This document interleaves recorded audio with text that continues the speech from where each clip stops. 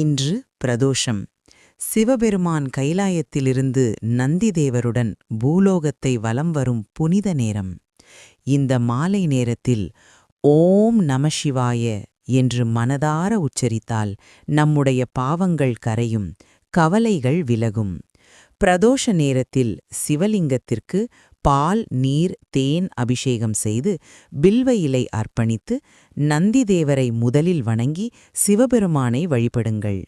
இந்த ஒரு நிமிட பிரார்த்தனை கூட ஒரு வாழ்நாள் நிம்மதியை தரும்.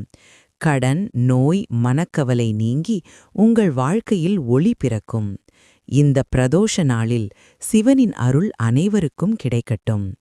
ஓம் நமசிவாய, ஓம் நமசிவாய, ஓம் நமசிவாய, ஓம் நமசிவாய.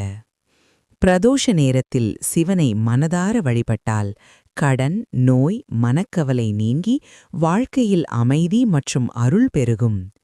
இந்த வீடியோ உங்களுக்கு பிடித்திருந்தால் லைக், சப்ஸ்கிரைப், ஷேர் செய்யுங்கள். ஓம் நமசிவாய.